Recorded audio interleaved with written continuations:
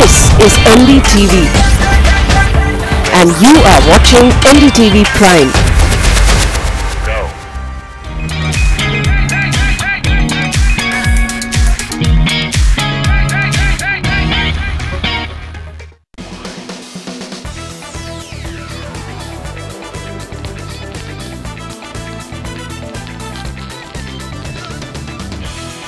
Welcome, it's another brand new episode of CNB Bazaar Buzz here on the NDTV network. I'm Siddharth Vinayak Patankar. We'll start off straight away with a brand new car. Well, it's a new variant that's driven in on the Ford Figo and on the Ford Figo Aspire, but it's the hatchback that we got our hands on this very first drive organized by the company. It is the sports variant that I'm talking about. It gives you a contrast roof, it gives you fatter tires. What else does it give you? Kingshuk drove the car. Here's the review.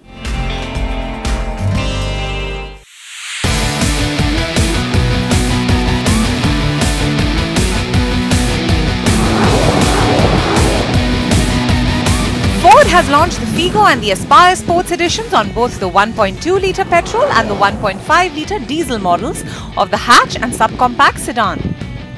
We were invited to Ahmedabad for a quick drive on the new Figo Sports with the diesel engine.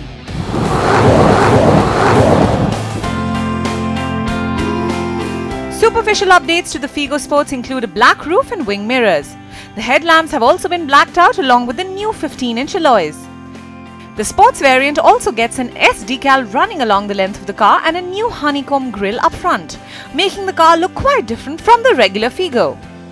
Rounding things off is a rear spoiler, which apart from looking good also contributes to better aerodynamics.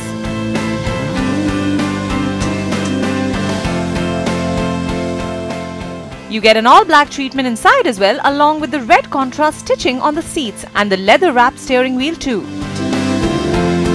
Figo and Aspire Sports are offered on the titanium variants of the petrol and diesel variants. Therefore, you get the same levels of equipment as is on the regular Figo and Aspire.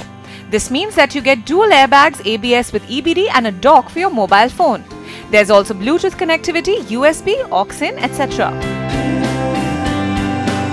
The company could have offered the sports package on the Titanium Plus trims as well. The topmost trim gets you an 8.89cm multifunction display screen, Ford Sync app link with voice control, telephonic controls on the steering and 6 airbags.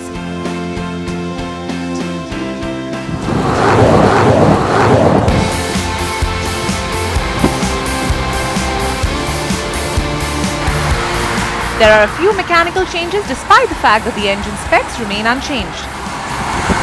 The company claims that the suspension has been stiffened up for better handling and a sportier ride. The springs have been shortened by 10mm to accommodate the larger 15-inch wheels with 155 by 65 R15 rubber. This means that the Figo Sports now wears wider and a slightly lower profile tires, which translate into better grip and handling.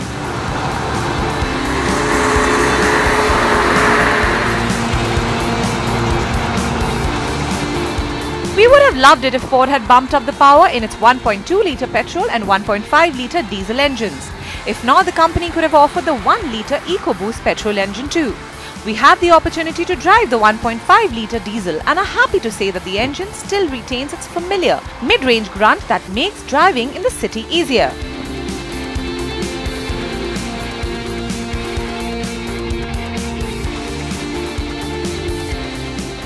We have driven the Ford Figo Sports for a couple of hours now, and it's clear that the car has a slightly stiffer suspension than before.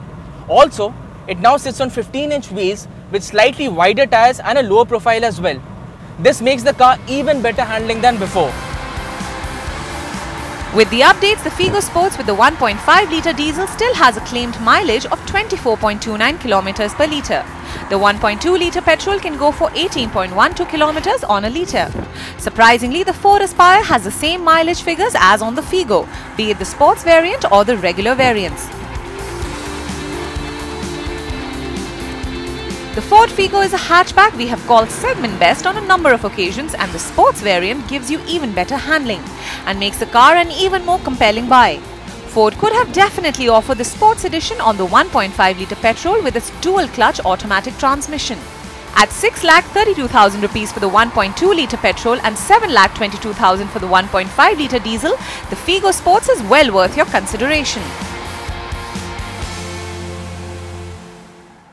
As always, many of you have written in with many of your queries. Let's try and squeeze in lots of them now, and I will try and give you the best answers I have.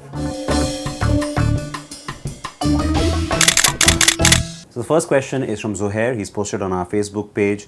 When is the TVS Akula 310 going to launch, and what's the expected price? Well, Zuhair, firstly, TVS Akula, that was just the concept name, and it looks like it's going to be the Apache RTR 310, and the launch is expected around July. That's what the rumor mills are rife with, and it seems like the bike is now ready for launch. So July is when you can expect it. Price range, well, again, there's a lot of speculation there because TVS is very sort of worried about how to position this bike, both in respect to its current range, the RTR 200 4V, and also what BMW will want to do with the GS 310 when that launches. So we're talking about maybe 1.6 to 1.75 lakh rupees.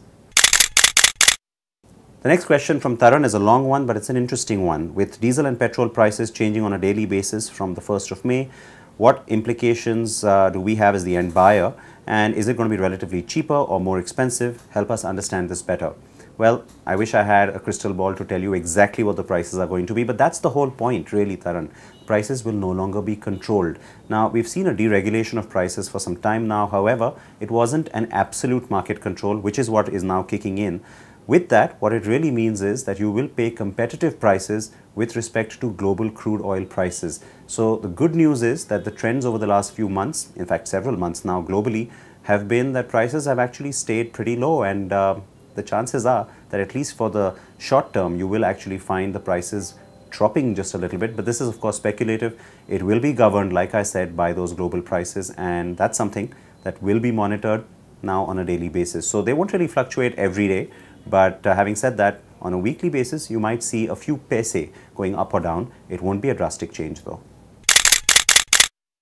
Now a question that we want to bring you from our Car and Bike YouTube channel. This is of course something we encourage you to do. Take a look at our videos on our YouTube channel. All you have to do is search for Car and Bike. And the question is an interesting one. I am 6'3" and I'm looking for a compact SUV. Please let me know what's suitable for me as per my height. Hyundai Creta, a Ford EcoSport, or the Nissan Terrano. Well, you know what? All of them. You don't have to be worried about it because it's not as if, you know, the Ford EcoSport being a subcompact SUV becomes sort of cramped or tiny, because it has a nice high roof. And so the trick really is to go and test drive all three, preferably on the same day, because it will come down to individual comfort. From a height perspective, I don't think either of those vehicles is lacking. The Ford EcoSport has the advantage of being the most compact, and the Creta is the best seller, and it gives you a whole lot of features as well, though the Terrano has recently been facelifted. So am I helping you? Perhaps not, but the point is, check out all three vehicles. Make sure you get the one where you find the seat most comfortable. Now let's take a question from our Twitter feed. It's Saurabh who's asking about a budget of 7 lakh rupees, and the question is really simple. He says, what's the safest car in that budget to go for? Well, now the good news, Saurabh, is that a lot of cars are getting much safer, and while safety standards haven't quite kicked in, which will happen from October this year, you still find that most of even the compact cars have at least optional safety, if not standard.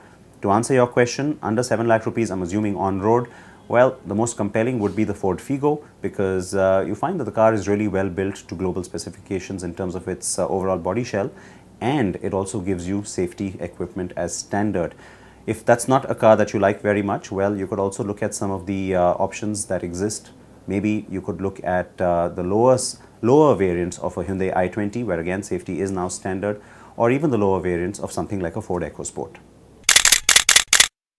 Next question, also from Twitter, it's Dhruv, who has a budget of 11 lakh rupees, wants to buy a performance hatchback. What is better, the Baleno RS, the Fiat Abarth Punto, or the Polo GTI? Well, first things first, Dhruv, let me clarify for you. The GTI is the 25 lakh rupee car, and so it will not fit in your 11 lakh rupee budget. I think you probably meant the Polo GT. It does become a very compelling buy because the car is sporty, it has a good suspension, it's well built, and it is sort of performance oriented, though it's not the more powerful version like the GTI is. Now, if you have the 25 lakh rupees to spend, the GTI is the best performance hatch in the country. But otherwise, you would probably be better off looking at either the Punto Abarth or the Baleno RS. Now, the RS doesn't do a whole lot mechanically, but the booster jet engine is fun. The Abarth Punto is actually a lot more fun and more sporty. The reservation everybody does have is resale value given Fiat's position in the market.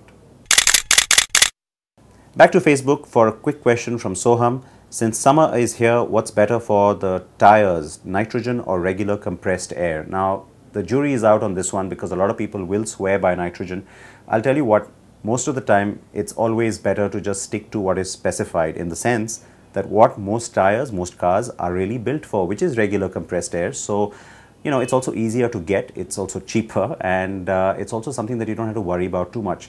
If you find that it's getting really hot, and depends on what part of the country you're in, you could just simply make sure that you have a slightly lower tire pressure than you usually would on that car. You shouldn't really have too many problems, because most cars these days now have tubeless tires, and you know, tires really swelling up with the heat and having a threat of them exploding. That's something more or less in the past. So just keep the tire pressure maybe 1 or 2 points lower than usual. You should be fine with regular air. Keep your questions coming. We'll try and get as many of them answered here, or of course online. So thank you for sending them in. Now let's take a very short break here on Bazaar Buzz. We'll come back and introduce you to artists who have a car passion.